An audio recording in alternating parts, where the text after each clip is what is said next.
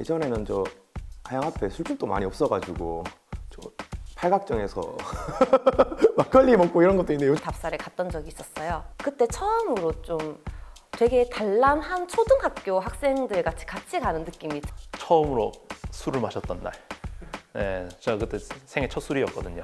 뭣도 모르고 뭐 마시면서 막 제가 헬레벌레 했던.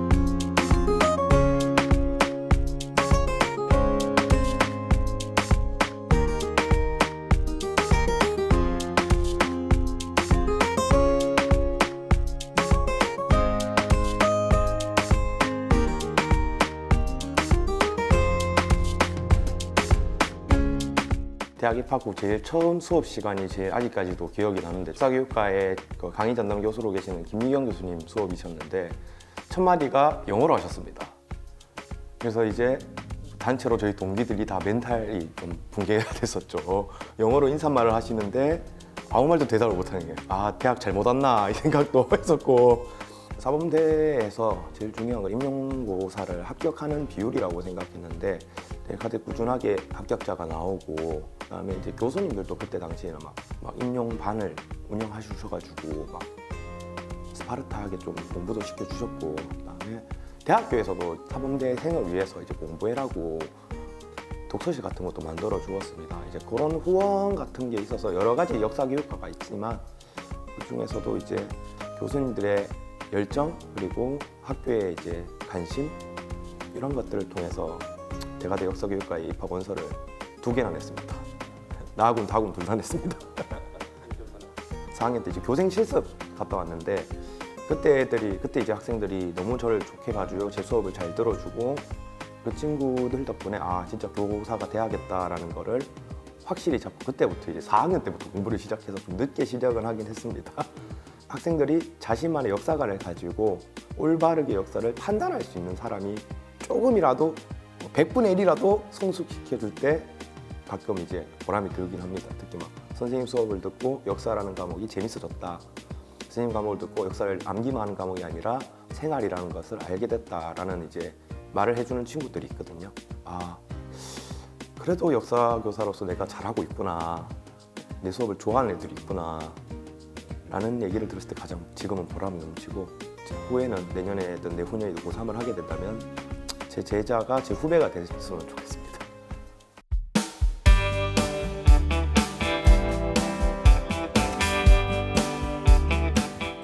(4학년) 때 제 동기들이랑 공부를 되게 열심히 했었어요. 그때 이제 도서관 안에 그 심리학과 책이 모여있는 곳에 옆에 보면은 이제 책상들이 모여 있었거든요. 한참 22살, 3살 때 엄청 꾸미고 싶은 나이잖아요. 근데 막 안경 끼고 머리도 못 감고 맨날 막 체육복 입고 막 꼬질꼬질하게 하면서 그때 애들끼리 공부 되게 열심히 했었는데 그런 게 좀 기억에 남습니다. 이제 4학년 때 저희가 그 강종훈 교수님께서 마지막에 이제 수업을 하시면서 임용을 한번 정리해주는 시간이 있으세요. 그럼 이제 임용 문제를 직접 풀다 보니까 친구들이 되게 자존감도 많이 떨어지는 시기거든요. 실제 임용 문제를 보니까 학부생 때 공부도 물론 좋았지만은 너무 난이도가 있는 거예요. 그래서 그때 아이들이 자존감이 굉장히 많이 떨어지는 시기였는데 그때 교수님이 하시는 말씀이 모든 학벌이랑 상관없이 오로지 엉덩이 힘으로만 공부해서 임용에 이제 붙을 수 있는 과목 중에 하나다. 그러니까 절대로 포기하지 말고 아무리 높은 대학이고 아무리 뭐 날고 기는 아이들이라 하더라도 결국엔 노력 안 하면은 못 붙는 시험이고 이제 노력하면은 충분히 되는 시험이니까 너무 절대로 자존감 깎아먹지 말고 할 수 있으니까 열심히 하라고 하셨던 게 좀 기억에 남습니다. 굉장히 사람들끼리 촘촘하게 짜여진 학교라고 생각을 하거든요. 그러니까 저희 학교의 가장 큰 메리트는 인맥이라고 생각을 합니다. 실제로 선배님들이 졸업하셔가지고 10년, 20년이 지나도 계속해서 찾아오셔서 도움을 주시는 선배님들도 계시고요. 또 이제 그 후배들도 이제 선배들이랑 계속 연락을 지속적으로 하면서 이제 도움을 받을 수 있는 부분을 충분히 받고, 또 선배들이 아무도 이제 피하지 않고 계속해서 도움을 줄 수 있는 부분들은 도움을 주려고 노력을 하시기 때문에 그런 점에 있어서는 가장 또 좋은 것 같고요. 역사만큼 인간의 삶을 잘 다루는 과목이 없다고 생각하거든요.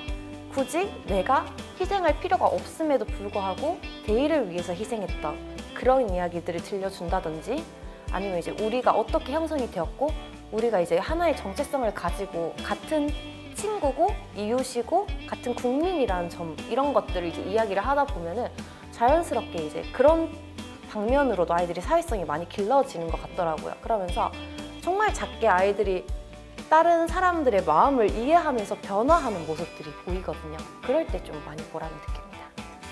오래 교직에 남아있고 싶습니다. 아이들과 끝까지 부딪히면서 학교 현장에 남아있고 싶고요.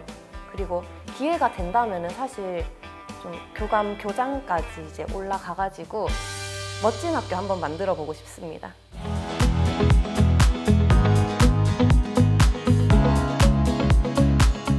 제가 역사교육과로 입학을 하긴 했지만 나중에 복수 전공도 했거든요. 그래서 1월 1문과에 이제 복수 전공을 해서 저 스스로도 아무래도 일본어를 공부하다 보니까 그렇게 되면 자연스럽게 일본 문화라든지 일본 역사에 대해서도 공부를 하게 되고, 마침 저희 또 4학년 과목에 일본사 과목이 따로 있습니다. 이제 일본의 고대사부터 현대사까지, 그리고 특히나 근현대사 같은 경우는 우리나라의 역사하고도 뗄래야 뗄 수 없는 뭐 일제감정기도 있고, 그리고 멀리 나가면 임진왜란부터 해서 굉장히 많이 엮여 있어요. 그러다 보니까 단순히 우리나라 역사만 공부를 해서는 한일 그런 역사 관계에 대해서 정확하게 알기가 쉽지 않아요. 그 일본의 문화와 역사에 대해서도 알아야 될 필요가 있거든요. 그래서 그러한 점을 연구하고 공부하는데 굉장히 도움이 많이 되지 않았나. 그 교사가 되기 위한 임용 공부에도 그 이제 공부가 굉장히 도움이 많이 되었던 걸로 이제 기억을 합니다. 고1 때 담임 선생님이 역사 선생님이셨는데 그분이 굉장히 카리스마 있으셨어요. 카리스마 있으시고 그러면서도 정말 유쾌하게 역사를 가르치시는 모습을 보고 그때 이제 역사가 재밌다라는 걸 느꼈습니다. 그래서 이제 느껴서, 그래서 고등학교 1학년 때부터 나도 담임 선생님처럼 좀 이렇게 역사를 재밌게 가르치고 싶은 교사가 되고 싶다라는 이제 꿈을 꾸게 됐고, 그래서 좀 늦게 공부를 시작한 이제 케이스입니다. 교수님들이 전체적으로 다 뭐 학문적인 능력도 다 당연히 뛰어나셨고, 그리고 무엇보다 저희를 이제 케어해 주시는 능력이 굉장히 좀 뛰어나셨던 것 같습니다. 이제 학교 생활에 어려움이 있거나 뭔가 고민이 있을 때 권위적이지 않고 정말 이제 친근하게 다가와 주셔서 좀 여러 가지 조언을 해 주셨던 기억이 나고, 이게 마음이 참 쉽지 않더라고요. 이게 교사가 되고 끝이 아니더라고요.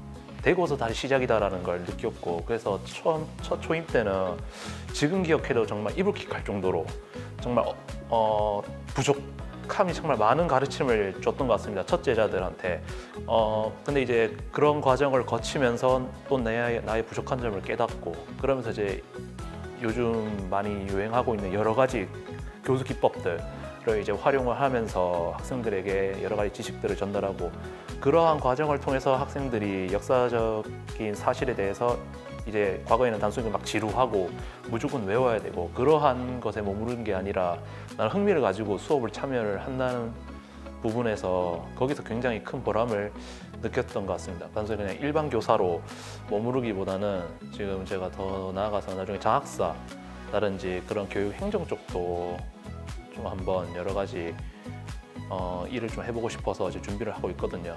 교육청이라든지 이러한 쪽으로도 가서 한번 학생들을 위해 어떠한 이제 교육 정책이라든지 혹은 여러 가지 교육 프로그램을 이제 마련할 수 있을지, 그런 거에 대해서 좀 더 고민할 수 있는 그런 기회를 좀 맞이하기 위해서 노력을 하려고 합니다.